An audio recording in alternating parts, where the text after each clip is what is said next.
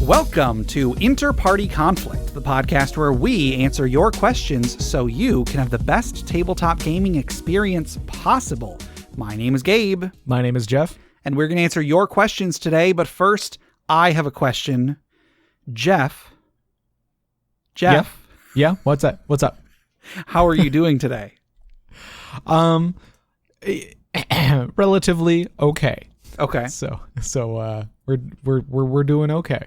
Okay. Yeah, I see what you're saying. Yes. There is some stuff going on in the world today, but there's a lot of things going on, not most of which we won't go into details because this is not the platform for it. If you want that, go somewhere else. This is to escape from that. This is to have some fun talking about D&D. Yeah. So, but in relative to that, yes, that aside, how are you doing? That aside, we're doing okay. How about yourself? Pretty good. I think yesterday, I talked to you via text and I realized I forgot to tell you about the ribs that I made a couple weeks ago. Oh, right, yeah. A couple episodes ago, I was talking up these ribs that I was making. I was so excited. These ribs were going to be so good. I was going to smoke them. They were going to be delicious. Jeff, the ribs were terrible. Oh, no. They were awful. How so? Just like... I don't know what I did wrong, but they were so incredibly salty and so incredibly peppery. Huh. Now, I brined them because I brine just about everything, everything meat-wise, and I was under the impression that that's a good idea. I've made ribs one time in the past, and they tasted great that time, and I brined them then, so I don't think the brine is the problem. But also, I put quite a bit of it. I put the same rub on as I did the previous time. Maybe I put more on. I don't know, but the package says use a lot. And so I don't know what a lot is if it's not the amount that I put on. Yeah. Usually the rubs, like you really want to coat them real good because you want to get it it's almost like a crust you want to have on them. So sure. And I was so hungry. Like I'm pretty sure I probably mentioned it in that episode, like halfway through the episode, I had to go out and check on the ribs and make sure that everything was going good. I was so hungry. I hadn't eaten all day. I'd been making these ribs. It took 7 hours or something to make these ribs, plus all the time brining. And I wanted them so bad, but Jeff, I couldn't make it more than 4 bites in. Oh yeah. I tried. When something's real salty, it's tough. It was such a disappointment. I tried my hand at a quick Alfredo recipe. Okay. And a lot of Alfredo recipes call for milk or cream or something like that. But this one was just it's basically just cheese. It's just cheese. That's traditional actually. Like traditionally you basically just put Parmesan cheese on noodles and that's Alfredo. Yeah, exactly. So I was like, yeah, that looks easy. I can do that. And the video I was watching to follow along, I was like, they put a lot of salt in the pasta water, which is I've salted my pasta water before, but they were fairly generous in it, and I was like, okay, all right, I don't want to under season, so sure. So but the recipe. The video or recipe was it set a specific measurement, but it didn't say how much water they used. Oh yeah. So I had to kind of try and gauge it as best I could, but I wasn't really sure, and it ended up being so salty. I was it was terrible. Yeah, I never know how much salt to add to water either, and whenever I see somebody asking how much salt do I put in my water, I see the same response online a lot, and the response is, you want the water to taste like seawater. Mm-hmm. Like that exact same response. But number one, I don't make it a point of tasting seawater. Sure. And number two, I also usually add it while I'm heating up the water and I don't want to taste hot water. Right. I mean, there is a salinity chart that you can go by, and that will tell you how much salt per how much water you would need to get this percentage of salinity or whatever. So you could potentially go off of that, I guess, but I don't know. I don't know the numbers offhand. So yeah, I don't know. But yeah, no, salt, over salty food, really salt. If something's a little too salty, I don't mind so much. I probably won't eat that much of it. But if it's too salty that you can't have a few bites of it, and I'm just I couldn't handle it. Sure. I was just like threw out the whole pot. It was bad. That sucks. Yeah, these ribs that I made, like I basically just I tore them apart and put them in a container, and we're just giving that to the dog. The dog's eating like a king, I guess. Right, he's fine. I tried so hard to eat them, and they were just so bad. I tried like different parts of it, make sure it wasn't just like the one bite that was real bad. Whole thing. I don't know. Someday. You want to go ahead and get into this episode? Yeah, sure. Okay. So, Jeff, I want you to imagine that you're sitting at your desk. And on your desk, are a bunch of random papers. Oh man, look at all these papers. And you notice one of the papers catches your eye. So you pick it up and you look at it. And do you know what's on this paper, Jeff? Got some nice Foley there. Yeah.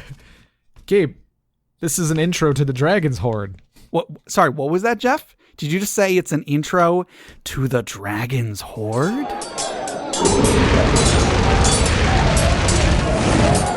Yes, that was submitted. That was actually submitted by Dustin via Discord.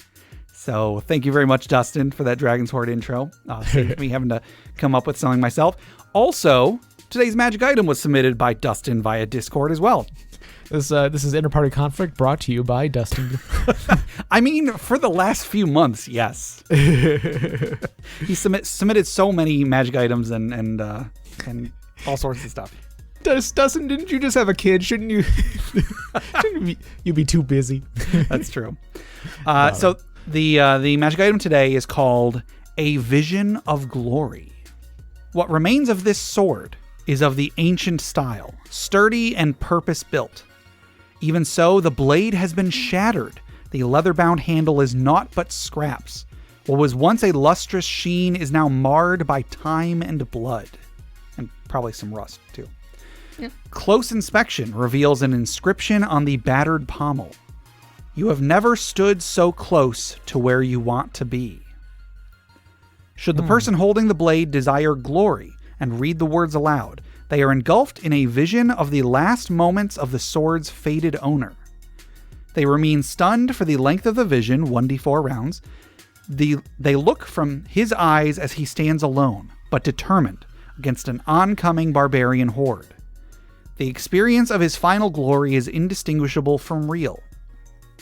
It ends with him failing to block a blow from a hill giant, his sword, and then he shatters.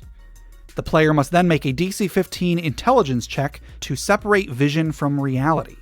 If they fail, they take 3d6 psychic damage. Ooh. Should they succeed, they become attuned and can wield the weapon as a short sword. Once per short rest, they may inflict the vision on a creature they have successfully hit, DC 15 intelligence save, or be stunned for 1d4 rounds and take 3d6 psychic damage. So, as far as mechanics go, it's fairly simple. You know, when you're wielding it, once you are attuned to it, you can, once per short rest, when you hit someone, you can force a save, and if they fail, they are stunned and they take some extra damage. So mechanics-wise, relatively simple. However, this weapon does something that I think is really cool, and that is it makes an actual, gameplay moment out of the attunement. Yeah. Yeah, that is very interesting. I like that. Mm-hmm. Having to make a check to attune to a weapon. Yeah. Really, I wish more weapons did that, or more magic items did that. I know that a lot of the time it's basically just, you spend an hour with the magic item, you become attuned to it, and then it just takes up one of your attunement slots or whatever. I really wish that there were more items that you had to do a thing, or you had to experience a thing, or you had to make a check or whatever in order to become attuned.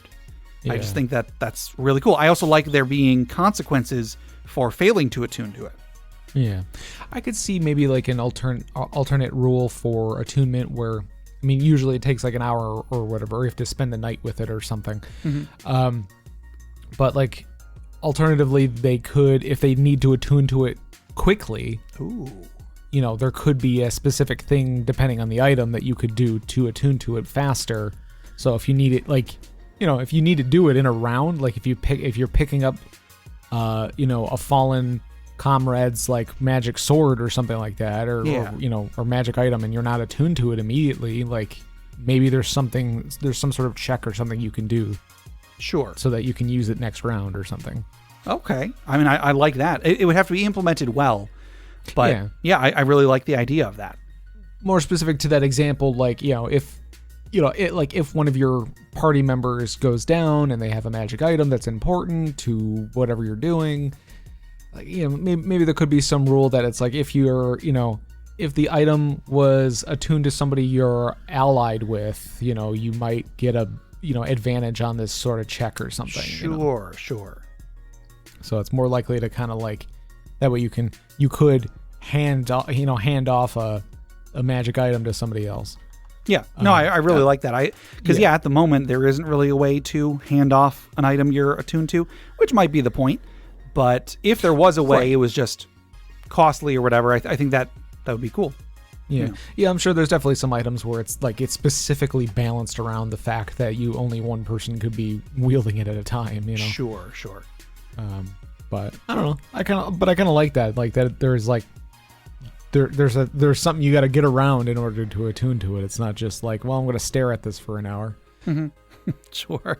Yeah. Which I mean, like, I know that's not what attuning really is. It's like you actually are like studying the item and like kind of playing around with it or whatever, or like trying activation words or whatever. Sure. I think I might try to submit to Crit Academy a DM tip, and that is play out the attunement process for magic items. Or a player tip, describe how you're attuning to your item.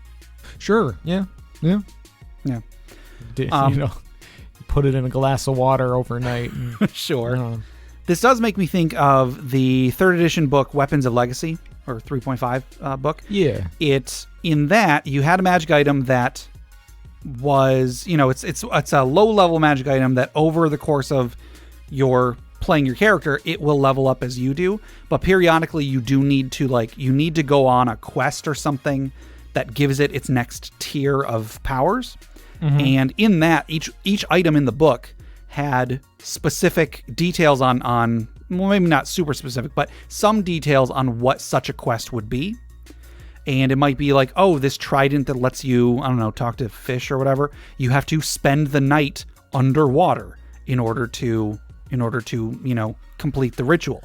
And then it's up to the player to figure out, well, how am I going to do that? Am I going to get a potion of water breathing? Am I going to befriend a merfolk? I don't know. Whatever the case, I would like if, like I said earlier, if more items had details on what it took to attune to them instead of just spend an hour with it. I think that'd be really cool. Yeah, for sure.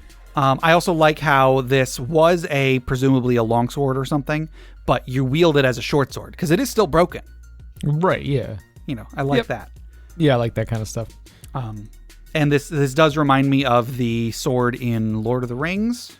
Sure. I had to Google it just now. Narsil, right? Yeah, that sounds right. And that is like, it's a sword wielded by a great hero that was broken during, a climactic battle. And so the broken sword itself is still given like reverence and such. So yeah, I think a fairly simple item, but I think it's a really cool one. As usual, Dustin, good job. You did a great job making this item. Do you have anything else to say? No, I liked it a lot. Yeah, that's really cool. So yeah, thank you, Dustin. Once again, that was A Vision of Glory, submitted via Discord.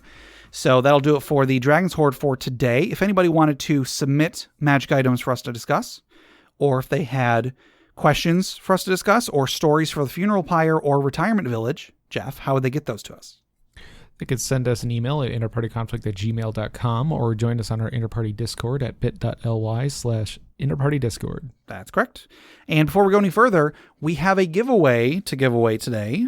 Mm-hmm. As usual, we're giving away a copy of Unearthed Tips and Tricks Volume 1, courtesy of Crit Academy. It is a great supplement that includes a whole bunch of player tips, DM tips, character concepts, encounter concepts, monster variants, and magic items. 25 of each of those from the Crit Academy podcast. It's a great, great supplement. I helped write it, and I am particularly proud of it. And Crit Academy is helping us give out free copies of this. So today, who is our winner, Jeff? Our winner today is Sean M. Whoa, winner. Gobble, gobble, gobble. Yes, congratulations, Sean M. You should be getting that in your email pretty soon. And once you get it, be sure to leave Crit Academy a review. If you leave a review on DM's Guild or Drive Through RPG or whatever the outlet of your choice, it'll help Crit Academy get more attention. It'll get more people to buy the product, and it'll help them and hopefully, me make better products in the future as well. So, thank you to Crit Academy for letting us give out these free copies. Thank you, Sean M., for entering. And for everybody else, Jeff, if anybody else wanted to be like Sean M. and get a free copy of this great supplement, how would they do that? They could send us an email at InterPartyConflict@gmail.com with unearthed tips and tricks in the subject line. That is correct. And then next up, I want to thank all of our wonderful patrons for supporting us during these tough times. For anybody who's not aware, Patreon's an online platform. You can pledge to support the creator of your choice by donating a certain amount of money per month. And we're very, very thankful to all the people who have donated to us, who continue to do so. If you head to patreon.com/InterPartyConflict, we've got a few different reward tiers. So you can get outtakes, you can get monthly bonus episodes, you can get take a part in our monthly Roll20 game, which we're going to be scheduling pretty soon. So if you hear this and you want to join, now's the time to do it. So once again, if you head over to patreon.com/InterPartyConflict, check out the rewards, see if anything appeals to you, and if it does, you can support the show and get some cool stuff in return. And once again, of course, thank you to everybody who has supported us. We really, really appreciate it. We would definitely understand if anybody withdrew their support during this time. It's totally understandable, but we are thankful to all the people who have not. So you guys are awesome. Thank you. And then one more thing, check out the other podcasts on the Crit Nation Fellowship. Check out Crit Academy, critacademy.com. They are a podcast where Justin, Ian, and Brandon create new and reusable content for players and DMs alike.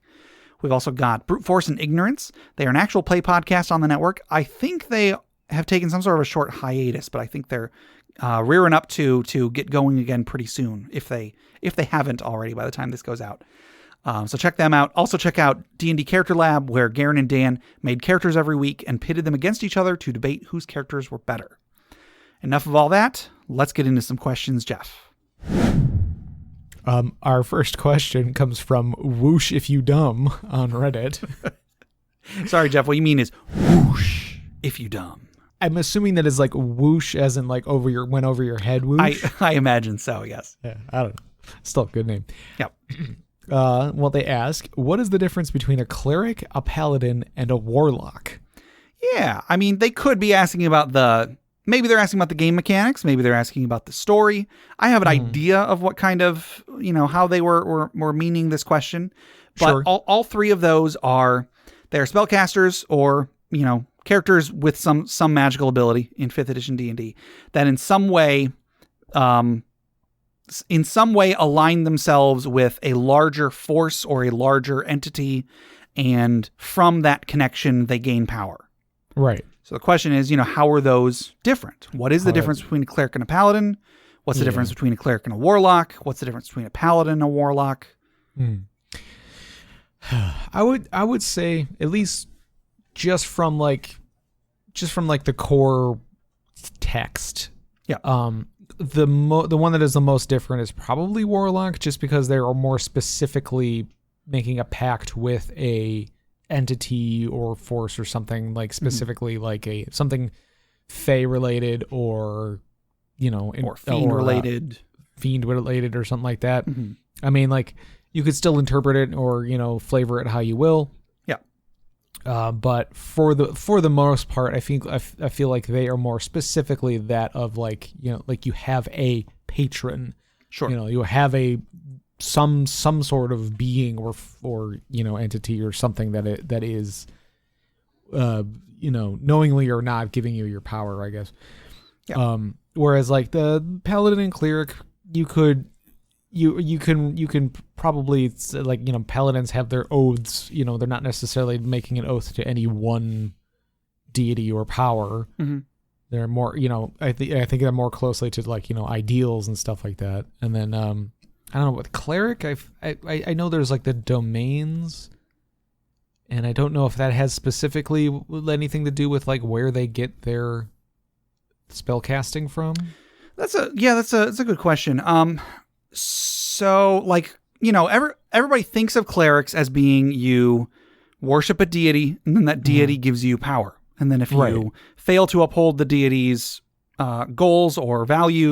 they will take that power from you.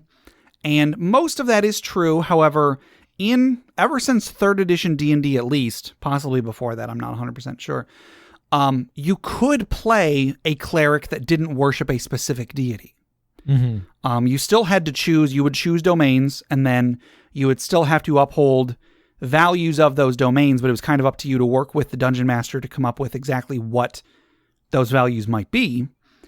But like clerics losing powers from not, upholding their deity's values or whatever is definitely a thing. Paladins losing powers from not upholding their oath is definitely a thing. Yeah. One thing that I did want to mention, I'm not sure where else it would come up, so I'll mention it now, is that one difference between warlocks and the other two is that warlocks don't lose their powers if they act contrary to their patron. Right. Their patron will likely stop giving them further powers, but the nature, at least the intended nature of the warlock, is that you've made the deal, you've been given the power's yours.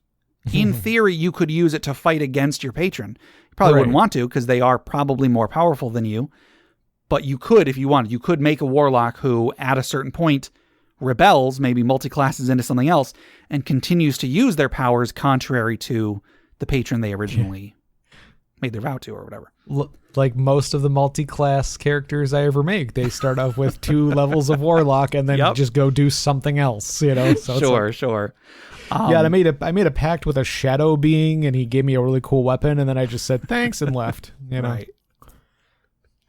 Now I kind of want to make a campaign where everybody is part warlock, and then the whole driving force is all the patrons have ganged up and sent.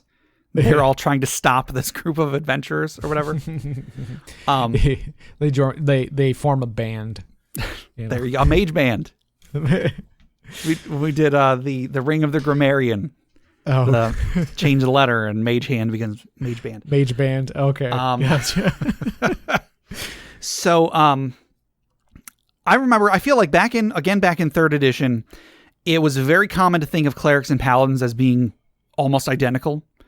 Sure. Even then, there was some nuance, but because paladins had to be lawful good back then, a lot of people just associated them with the lawful good deities or the neutral good deities or whatever.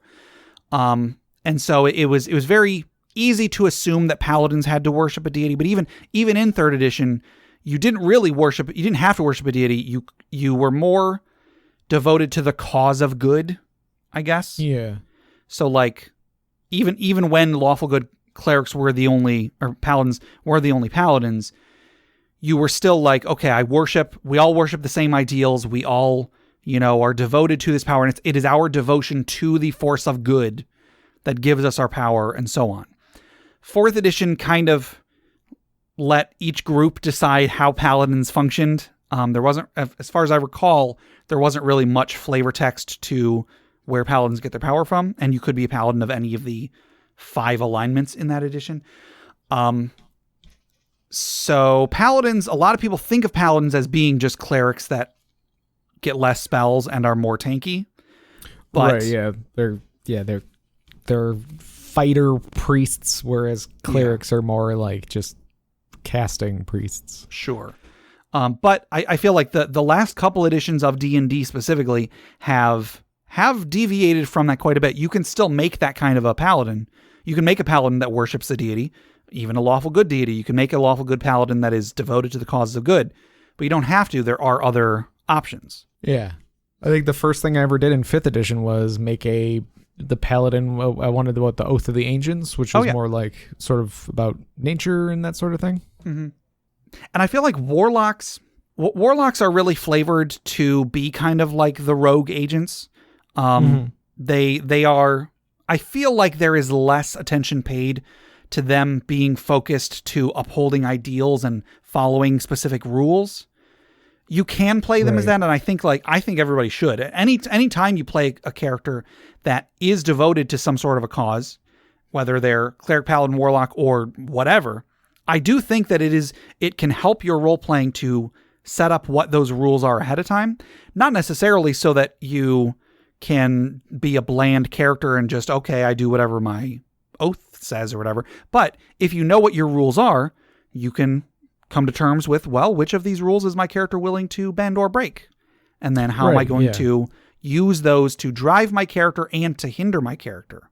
Mm-hmm. So I'm always in favor of coming up with what rules your character follows so that you can then choose whether to break them or not. Yeah. But I feel like Warlocks, there is a lot less attention paid to what your pact is, and it's more just like, hey, you get these cool abilities. Right, yeah. I don't know how much preparation people put into like the actual pact they have with, say, the Fiend or whatever. Like, yeah. Like, do you know how in depth do you go, at least in the first couple adventures, on like how you got your power? Or how, like, are you in contact with the Fiend or whoever? Like, are they telling you to do things? Well, what's going on with that? Yeah. Whereas, with the Paladin, it's like, well, I took an oath to defend nature, and that's what I'm gonna do. Yeah, I think that what the Cleric and Paladin kind of have going for them that may, if you're very creative, may hinder your role-playing a bit, is that Clerics and Paladins are both parts of organizations, generally speaking. Paladins don't have to be as much, but if you're a Cleric, you worship a deity or even a cause, but it's assumed that other people do too. And so you probably have certain people, there may be a hierarchy of people that you deal with, maybe a looser one, even in the case of like chaotic deities and such. Just the idea that you are part of a group of people that all, you all kind of answer to each other to some extent.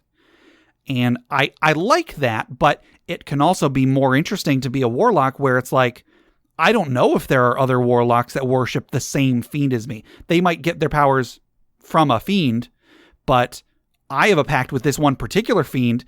Maybe that's because they're trying to usurp another fiend and so on.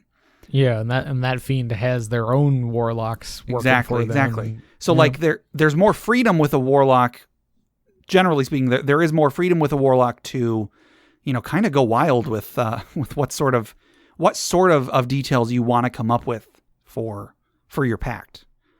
If it's not obvious, I really like warlocks. Yeah, same here. Like, warlock is probably one of my favorite classes. Yeah. Like, I really liked it in 3rd edition. I think it was in 3.5 that they introduced it. Yeah. Ever since that, I've always been a big fan of them. And then, like, more so now. It was a while back where we came up with the idea. It was like, what if there was a paladin who was actually a warlock and just thought he was a paladin, but he was in a pact with a fiend pretending to be a deity or something? Yeah, I really, really like that idea. It's a bit muddied because now there is a celestial pact warlock. Right. Yes. But, hey, whatever you want to do. But I love that idea because, who's to say that the person, the fiend or whatever, isn't lying to the warlock and they didn't trick them into following this pact knowing that they wouldn't read the fine print or whatever. Right. Yeah. I love the idea of a warlock's patron as a potential antagonist in the campaign. Mm-hmm. Oh, yeah, for sure. Makes me think of Raven from the Teen Titans. Okay. Are you familiar at all? A little bit. Yeah. Raven's like a character. I don't really know a whole lot. I've never really been super duper into DC, but she's basically like the daughter of like this very powerful like demon lord guy. What is his name? Oh, obviously you're talking about Trigon, Jeff. Yeah, I knew that off the top of my head. Right, of course. But no, she's the daughter of this, big bad evil guy, but she has her powers are sort of like stem from him. So sure, I don't know. It's just kind of neat. But he ends up being a really big a really big villain in that series. So yeah, I just feel like it's a lot less common. Maybe a DM could make a campaign about it, but I feel like it's a lot less common for a cleric or a paladin to have been duped by the person, the entity giving them their powers, because it feels like a much more intimate connection in that case. Yeah, but they don't necessarily know that though. That's true. The person that is being duped is probably not super smart, and so they think they're a paladin. They go around telling everybody they're a paladin, but you're really just Johnny Depp. Yeah. I mean, Johnny Depp. I don't know, because he goes around calling himself Captain Jack Sparrow, even though he didn't have a ship for like the first. movie, okay. I got you there. Sorry, a bit of a stretch of a reference. I'm sorry. It's fine. We had an episode a while ago where we talked about, what if a person is a cleric warlock multiclass? Will their deity and their patron fight each other? Sure, or whatever. Yeah. And that's something that I think more groups should explore. And I think what we said in that episode is that they could definitely fight each other. Yeah. It very well could be that their patron and their deity are the same being. It doesn't, there's nothing saying that a warlock can't have their, a patron cannot be a deity. Right. It assumes that they aren't, but there's no reason it couldn't be. It could be that the deity has a different connection with a warlock than they do with their usual clerics or whatever. Yeah. And it could also be, if you do have some rule that no, a deity cannot be a patron as well. Well, it very well could be that one of the deity's servants, let's say you're a cleric of, I don't know, some evil deity. One of their servants is very much possibly going to be a fiend that could then be a patron to various warlocks and such. Right. So I really wish that more people did look into that sort of stuff. Maybe there's a group that has a cleric and a warlock and they butt heads a lot.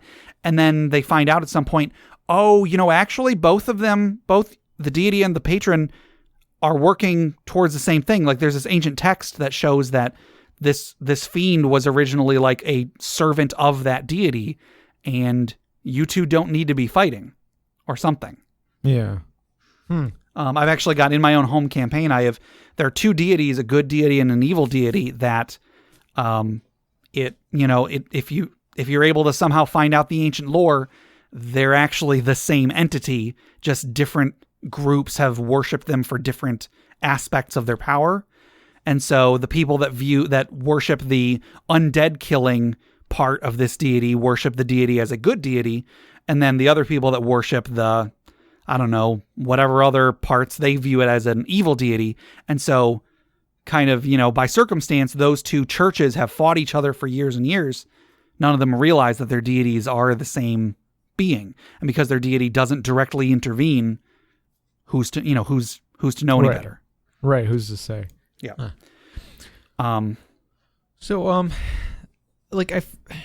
There's a lot of ways to like reflavor, like character origins as far as their class goes. Cause class doesn't have to translate directly into the game. We've talked about that before. Yeah. Class and level only exist in the world if you want them to. Exactly.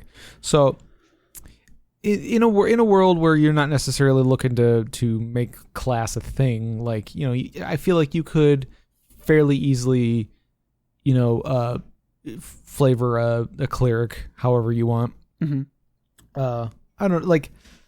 I'm just trying to think of like what are different ways that you can flavor a warlock into a game that's not necessarily exactly the way that the book intends it. Like you say I want to have the abilities and everything of a warlock. Me, the player, wants to make a character that has all these abilities, but I don't necessarily really want to go with the whole patron thing. Okay. How crucial is it to stick to like the patron thing of playing a warlock? Like, I don't think there's any like real mechanics to it other than just sort of like, hey, this is how they get their magic. DM do something with that. But what if I, the player, am like, no, I don't like that, but I just want to have, the fiend abilities. Like, I want to have the Eldritch Blast. I want to have the invocations and such. It's like I want to be like flavor-wise a sorcerer, but stats-wise a warlock. I guess I just solved my problem there. I suppose you could do that. I'm trying to think of if you could make a warlock that story-wise is a druid, like someone that just worships nature or has made a personal pact with nature. And maybe they're kind of like a witch doctor, maybe maybe they're like the witch that lives out in the woods and has all this nature magic is mechanically a warlock because they've made a pact. Maybe they made a pact either with nature or maybe they made a pact with their ancestors. And it's their, their deal that they made with the spirits and such that have, lived in this community for years and centuries or whatever. They get their power from that, from their following of the traditions and such. What if it was like a pact they made with themselves? I like it. And it's just like their willpower to keep that pact, or to to follow that pact, is what's giving them the power. Mm-hmm. This also sparked thoughts of Full Metal Alchemist, where it's like in the Full Metal Alchemist universe, like you study really hard to learn how to do alchemy, which is essentially magic in that world, but it's sciencey. It's sciencey magic. But like they're basically the very beginning of the series is these two kids trying to bring their mom back to life using alchemy, which is like a taboo, and it's also they eventually find out it's not really possible. Okay. At least not in the way that they hope.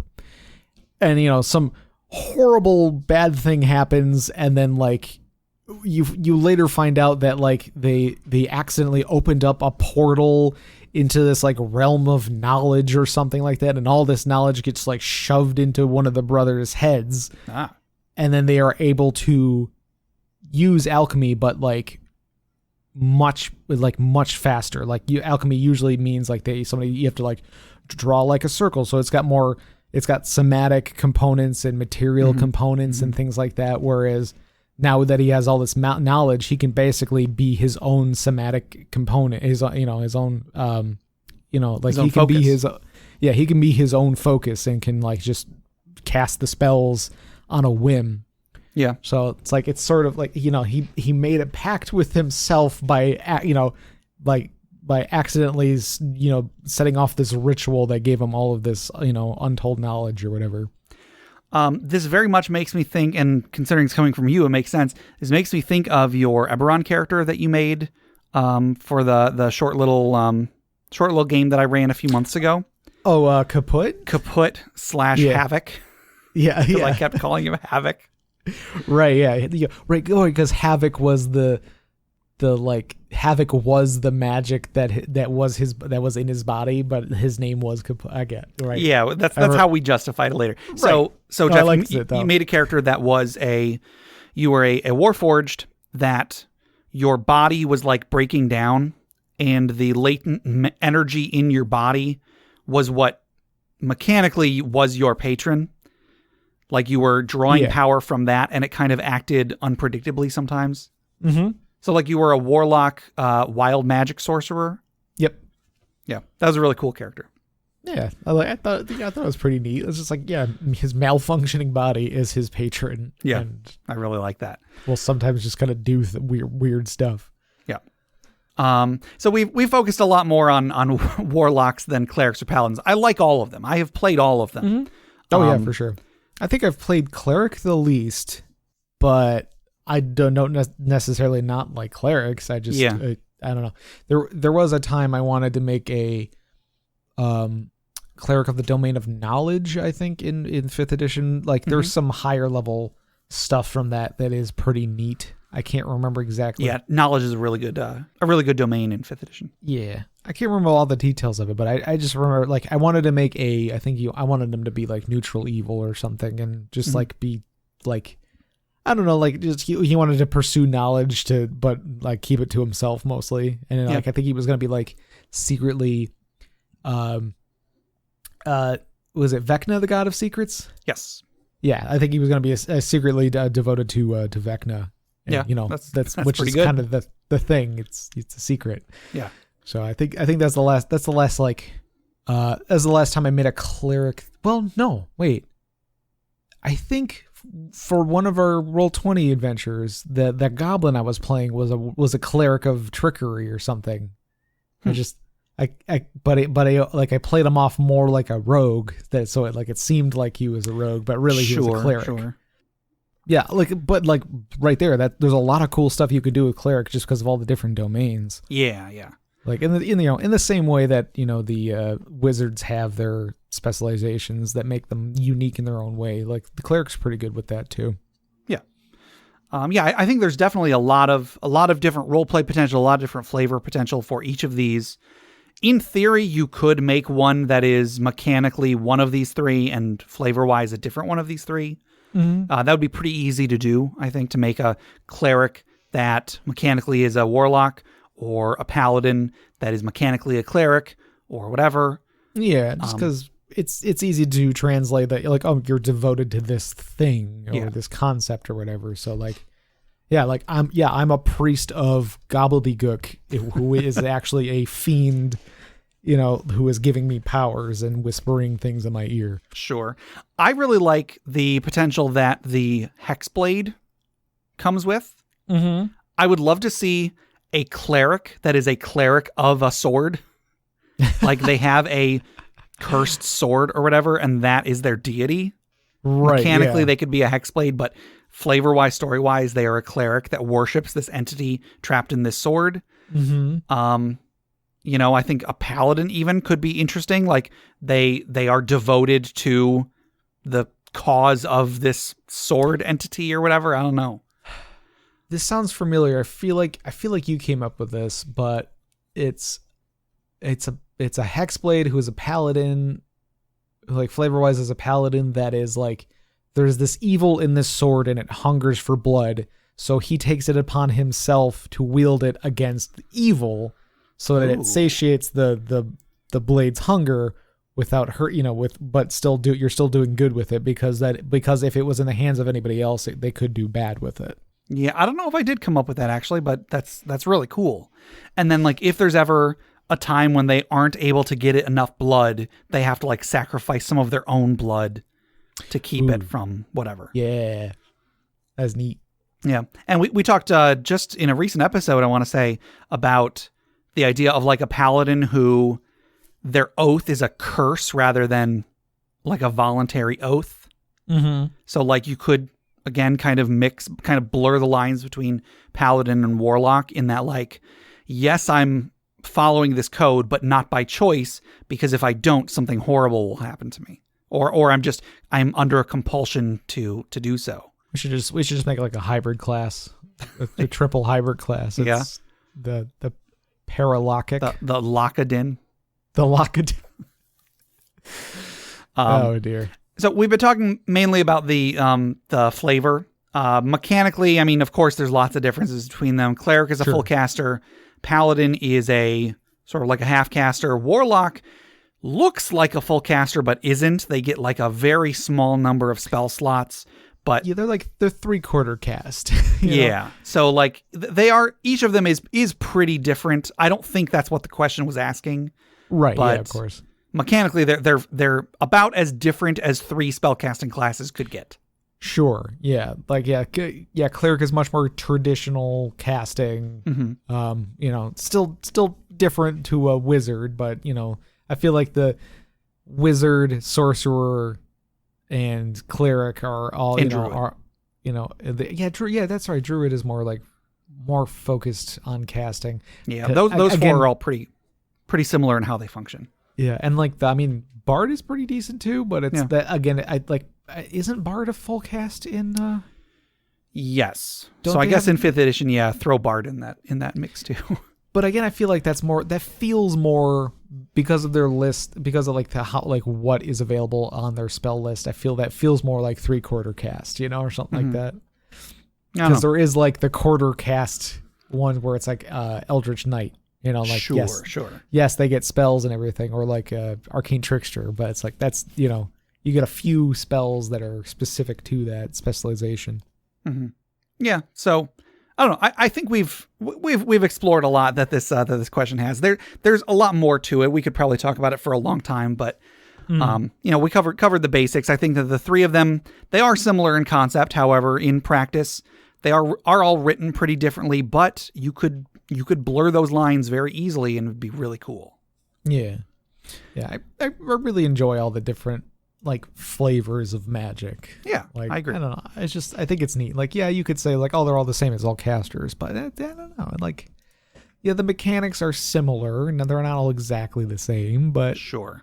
I don't know. Just little things that help make it unique and fun. Mm-hmm. Well, I think that'll do it for our regular questions for today, but we do still have our social media questions. And the last social media question we had was, what is a contradictory or non-standard character archetype you have played? And when I was editing that episode, I actually realized something. I had summarized the question. When I originally got the question, I had summarized it in my notes, and our discussion was actually quite different than I think the original question was intended for. I still think we did a good job covering it, but I think the original question was more like, it was less about non-standard character archetypes and more about, have you ever played like a druid that hates nature? Oh, sure. Like that sort of thing. We touched on a little bit of that, but in retrospect, I wish I would have written it differently so that we could have focused more on that. But whatever the case, I still think that was a good episode. Sure. So anyway, over on Facebook, we didn't really get a ton of responses to this, and that's fine. On Facebook, Dan W says, sadly, I think all my characters are tropes. Battle-hardened Tempest Cleric of Cord with a Scottish accent. Scholarly High Elf Wizard with a role-playing English accent. Goblin Fighter who started as a chef who struggles with his call to serve Maglubiet. A gay moon druid, the son of a ranger and a witch who is trying to find out what happened to his family with the help of his brother whose soul lives within his quarterstaff. Well, those last two are okay, I guess. Chris F. says, Sorcerer Eldritch Knight who learned his magic by studying the ways demons fight. He later found out he was a she and the living prison for a dragon. I remember this character. There was a point where his character found out that he was a person and a dragon that had merged at some point in the past. Huh. And then Fighter Eldritch Knight, 5th edition, who played like a rogue, had a criminal family background, but learned his family or guild were once an organization of spies, troubleshooters, and sometimes assassins for king and country. He worked to reform his family to their ancient status, all without them knowing. Did I mention part of his plan included overthrowing the kingdom and placing a righteous man on the throne? I remember this character too. This was the Grey Ghost from the 5th edition campaign that I ran back when I moved back to Michigan. Nice. And then I think I know this other one too, because I've played with Chris for a long time. Dang. An honorable warrior who holds himself to the rules of Bushido and considers himself samurai, but comes from a ninja guild and is formally trained as a ninja. If he is talking about who I think he's talking about, he was playing that character when I joined his group as Ichi. So yeah, he's definitely got some interesting characters under his belt. And I'm sure, he's got tons more than he mentioned here. I think he might have just been giving the ones that I personally played with. Yeah. And then Brandon B says, in Shadowrun, I play a well-educated troll face/interrogator. There you go. I think for the interrogator part, I think a troll would be pretty good for that, for their size and inability to be, injured in response. Right. But as far as like being the face of the group, I think it's not something you see often. I kind of really like that image actually, where it's like, I feel like there's other characters like this. So in the Firefly series, okay, there was a guy that was like really into torturing. Do you know what I'm talking about? Nishka or Mishka? Nishka. Yeah, that's right. That's it. But yeah, like he was just very like he was just like really kind of creepy and really into torture, but like really intelligent and stuff like that. Like I can kind of see like a really tall, lanky, like troll kind of playing that part. Sure. It's like into interrogation and like is like really like, I don't know, like methodical and I don't know. It sounds like it could be like a really scary character. Yeah. Yeah, no, that's really cool. Over on Reddit, Alstar the Minotaur says, I've played 2. Kenmore Maytag, a goblin necromancer wizard. He was full of snark and wit, but had a heart of gold. Then there was Shiva, Tiefling Paladin. Shiva was probably the least fun I've had playing 5th edition, and Kenmore was probably the most. There you go. Sapphire Shaddix says, has anyone ever played a monk that wasn't based on something they saw in Avatar: The Last Airbender? Answer, yes. I played a halfling monk who was a veteran, used to be something of a drill instructor, so they taught hand-to-hand combat and disarming techniques.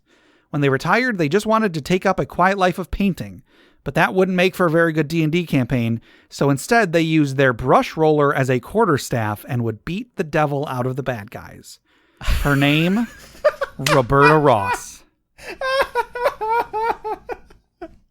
Oh, that's good. Yep.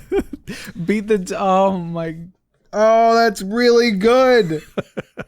Oh my God, that's awesome. And so for anybody who did not pick up on that, she is, of course, this is an analog for Bob Ross, the painter who had the TV show Joy of Painting. And he was a drill instructor. And when he retired, he started painting, and he would always talk in a very quiet, calm voice on his show because as a drill instructor, he had to scream at people all day, every day, and he hated it. So he would much rather just talk calmly, paint some happy trees. Have some happy trees. Exactly. And one of the things that he did was when he would when he'd wash his brush. So when he didn't want to put a new color on his brush or something like that. So he had some odorless paint thinner. And he would clean the brush off, and you kind of like dip it in the paint thinner and swish it around, and then scrape the side a little bit to get the excess thinner off, and then he would bang it on the trash bin to kind of shake, get a little bit of the droplets off, and then he would hit the bristles back and forth on the leg of the easel. Okay. And he'd go and then he would always say, and then you just beat the devil out of it.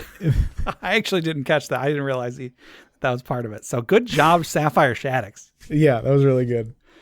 And then next up we have El Jahwe. I hope I'm getting that right. I know I think I was a little unsure last time it came up. But El Jahwe says, Samsara half-wolf, half-orc monk. She ran away from monk school after breaking a sacred artifact of the school, and is much better off now adventuring with her friends. The half-orc's relentless endurance sure comes in handy as a monk. Not a lot of HP.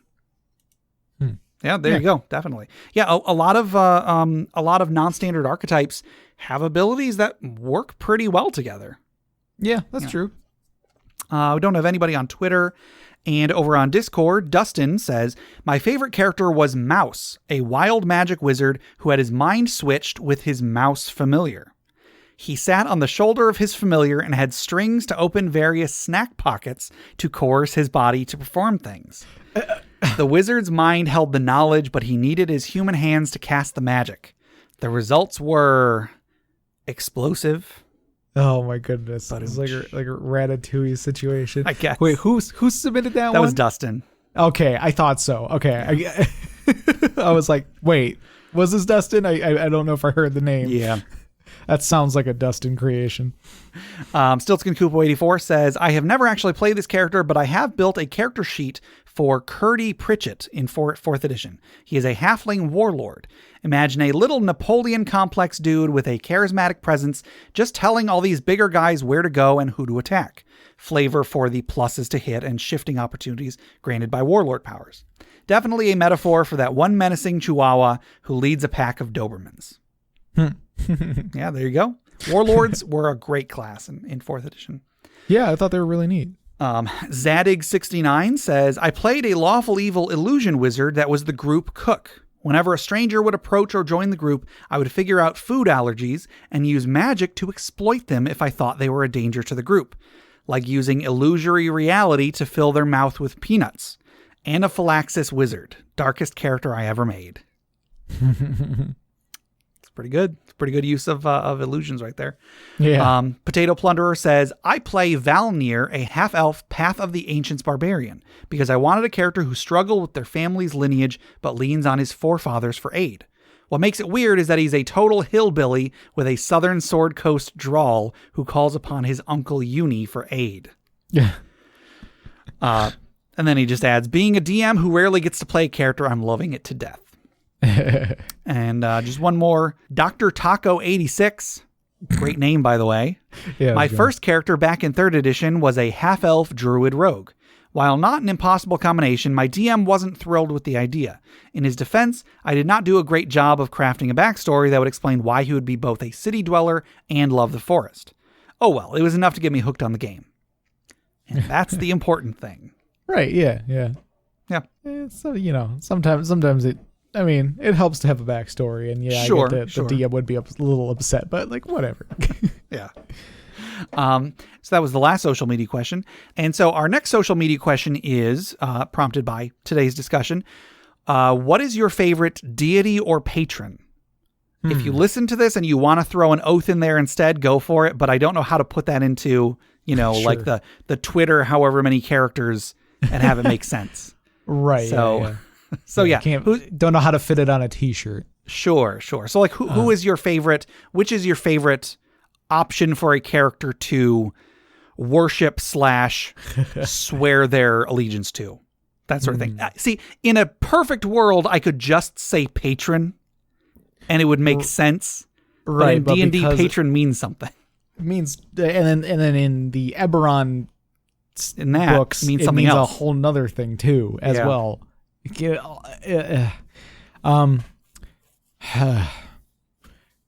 I'm trying to think, but like I feel like I always go off of like the mechanics in my head, but yeah, because like I really liked Hexblade for Warlock, so I like the Hexblade patron. Well, it's patron Hexblade, but it's the patron isn't the Hexblade. It's a shadow being. It's something from the realm of shadows or yeah, I always forget about that. I always feel like it is just the blade. I don't know. Well, I don't know if it's supposed to be that it is like the shadow being is the weapon or manifests the weapon or something. I'm not too sure. Yeah, I don't know. I don't necessarily think I like that like flavor specifically. Mm-hmm. I don't know. Hard to say. Like I haven't really delved into the deities much lately. Like one of the first D&D books I ever purchased myself was Deities and Demigods. Oh, such a good book. That was a good one. But I don't know. Like it's hard to say.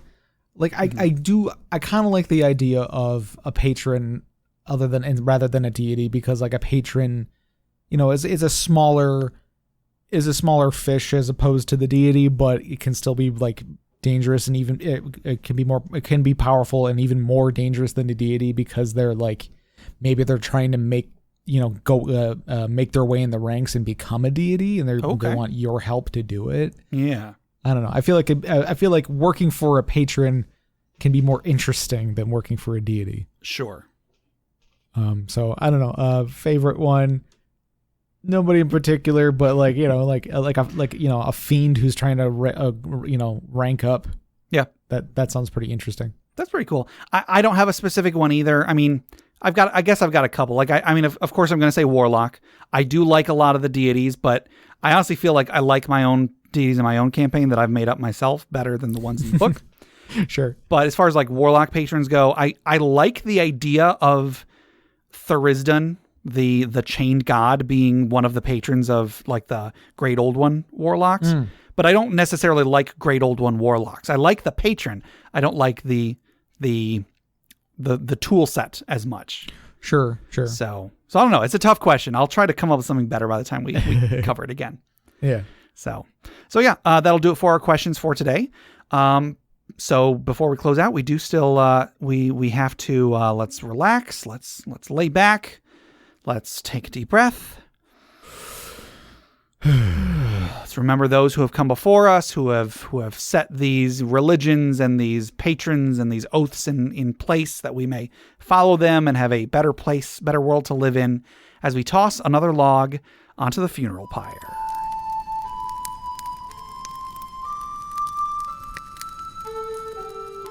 Today's funeral pyre was submitted by Alstar the Minotaur on Reddit, and it goes as follows.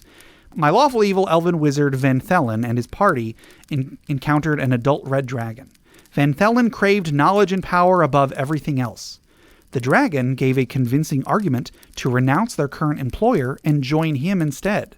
In return, he offered power beyond their comprehension. Van Thelen took up the offer. His party didn't, spurring interparty conflict. He lost and was carried back to town cannibal style with his arms and legs tied to a pole to receive judgment. In case you were curious, it was death. Oh.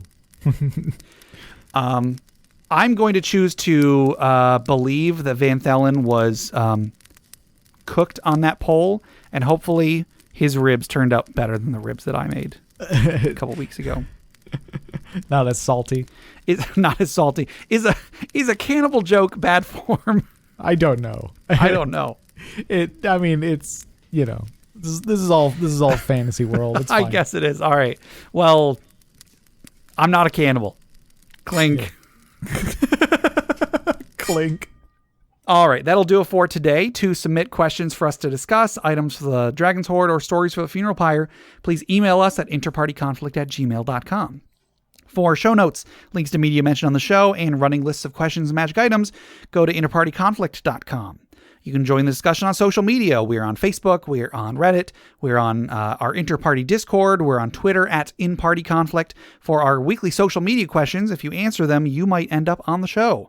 Find us on iTunes, Google Play Music, Stitcher, YouTube, Spotify, iHeartRadio, anywhere you download podcasts. Please rate, review, subscribe, or just tell a friend. If you'd like to support the show, check out the rewards at patreon.com/interpartyconflict.